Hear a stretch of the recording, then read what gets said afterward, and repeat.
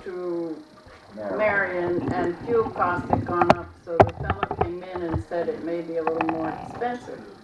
And that was all discussed in the meeting. And it was voted on, but I don't... There's a hideous mess that was created out on Knox or Lock Lane, burning down that trailer. That is not a spot you want to do that again. But that was different. That was town-owned property versus Getting rid of property. True.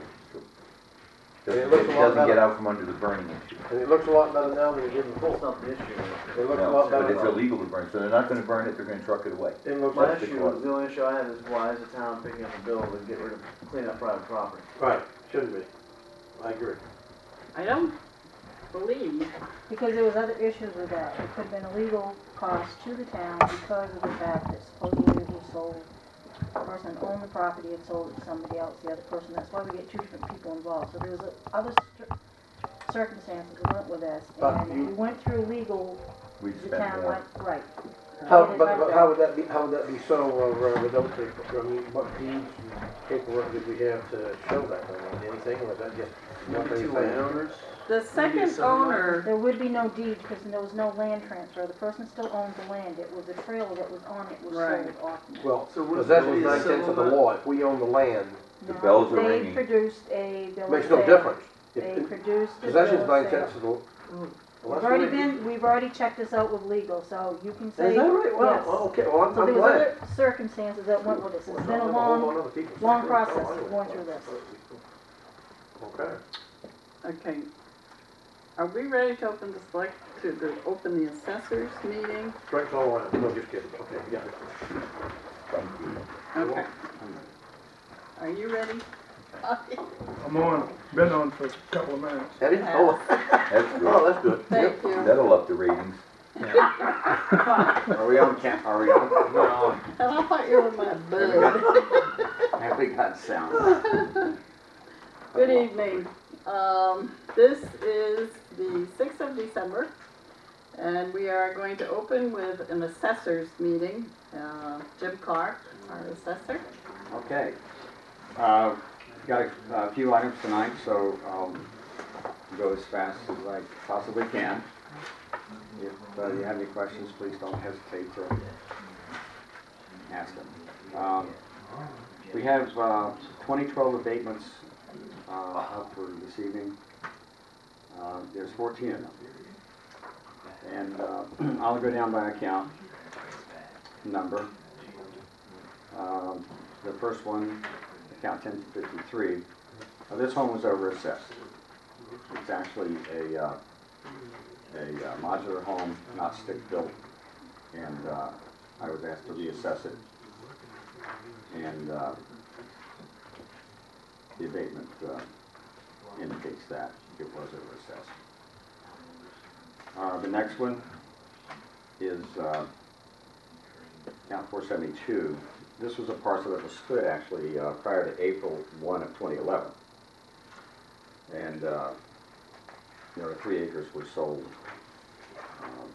off to another party who put a home on it, new home on it. The next one was also a land split, account 58. It was split prior to April 1. This party, she sold this parcel to another party. And I didn't get record of the transaction until after, even though it occurred prior to April, I didn't get record of it really until after April 1. And so the other party got the, this person got an abatement, but the other party gets a supplement on their portion.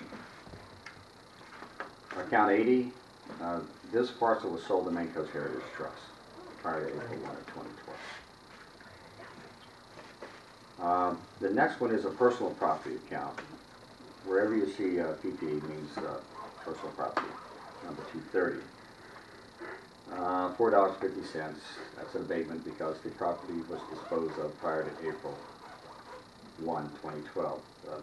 This leasing outfit is out in Oregon, way out in Oregon.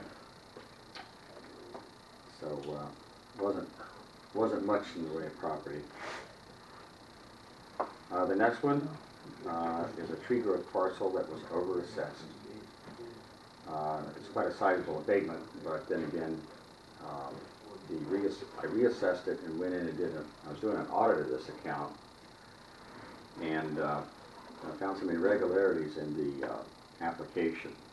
This particular account had received a tree growth penalty of about $40,000 back in 2003, and it was paid, and the tree growth application, when a parcel was withdrawn from tree growth, declassified, that means if it was classified for 10 years, let's say, if it gets withdrawn, declassified, then a whole new application has to be created and brought forward. Does the taxes have to be brought up to date on it too? Oh yeah, this person was levied and paid about a $40,000 withdrawal penalty back then on this parcel. And I've been going through these tree growth files with a fine-tooth comb. And for example, what I discovered in this parcel is that they got a penalty, but when they recertified their plan, they did not have a new plan drawn up. In other words, if you declassify the parcel and draw a bow on it, it's done. That one goes away. They then had to, well, that wasn't done. And what happened was, the assessor at the time just accepted a recertification as though it had never fallen out of the old plan. But in the process, that forester changed the map and eliminated 600 shorefront feet and a 5-acre piece that was set aside under the original application. So I went all the way back to the very beginning and found that they just simply used what had been created in the past, but modified. Well, that ain't right. Okay, they should have created a brand new plan, and the first year of entry into the program would have been that year that it was penalized. Are you following me? Well, you have to recast the whole thing. You can't just take the old plan and recertify it as valid, because it was invalidated. It was withdrawn. If this was done once, is it possible? It was done twice on this plan. Oh, okay. And as it moved forward, it got subsequently better and better for the landowner in terms of their assessment. Sure. Okay. Each successive forester eliminated certain elements that were part of the original application. Well, I put it back to where it belonged. Instead of 110 acres, it's now back to 94, with 5 acres set aside for a house and 600 shorefront feet. So the absolute assessment of this parcel, even though I kind of messed up on the math here with this abatement, I did make a mistake there, an error. The overall assessment has gone up about $4,000 on the parcel. So this $6,000 abatement will get washed away in a year or so. I hope I'm not. No, my question on that was, if this happened once during that other assessor term, is it possible that there's other tree growth properties out there? Absolutely. That's why I audited. That's why I go through and in this case, I went through and I forgot to reset the flag that tells it it's a tree growth parcel, and it calculates based on tree growth rates. I did everything else right, but it was an error on my part. Thank you. So he is still in tree growth? Yes, he is. Okay. Right. Okay. That's the part I was getting confused about. No, he's in tree growth, but Not as much. see, this is the conflict that I get in, because when I look at it, I see technically he's not really in tree growth, because he fell out. That plan was done. He cannot recertify a plan that's expired. Could he get away with it? Well, because of the assessing function back then, didn't really understand finer points of it all. They should have called for a brand new plan, a new application, and a new statement of classification. But they didn't. So I'm kind of stuck with it. But I can put it back to what it was in terms of its original content. So is the 6,023 correct? Yes, that's what you want to abate? That's correct. Okay. That's correct, and that's fair. Okay. Okay, the next one, personal property 104. The gentleman is deceased and the business is closed. And that's an abatement of $46.33. Yep. Okay, the next one. This house was partially completed prior to April 1. It's not completely done yet, but I assess it as though it had been completely done. Okay. So that abatement will go away next tax season. Okay.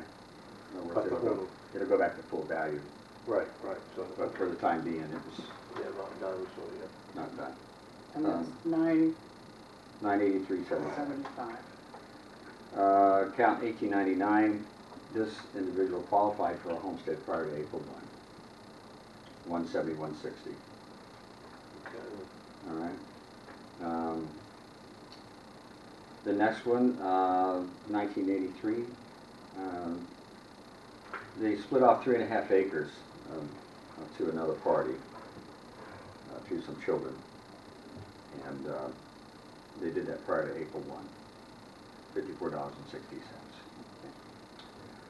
1810. This was an overassessment of a dwelling, and the abatement's $837.95. He owns 2 houses out on out in Crow's Neck, Coffins Neck, and tell you the truth, I kind of got this house on the wrong lot. I got them swapped, so I had to unswap them Okay. and get it straightened out. He owns 2 houses out there. So the other one's getting an assessment. Oh yeah, the other one. He's getting an assessment. Oh yes, yeah, Okay. because he had, when I originally assessed the other one, it was partially done, and then he, when I originally assessed it, and then he finally completed it, you know, it's 30 or 40% bigger than what it was when I partially assessed it. But during the course, he's got 2 lots close to each other out there, and sometimes that neighborhood gets a little confusing in terms of where the lots are. Their numbering out there. They're very Yeah. small. They're not And I got particularly large. kind of confused myself. 1472. This building was removed prior to April 1 this year. 235.91. Account 390. That's an old junk mobile home that has no value. $29.25. Number 18, she qualified for a homestead prior to April 1, 170-160. Okay, those are 2012s. Can I ask one question Sure. regarding 1053? Sure. The overassessed home, which is a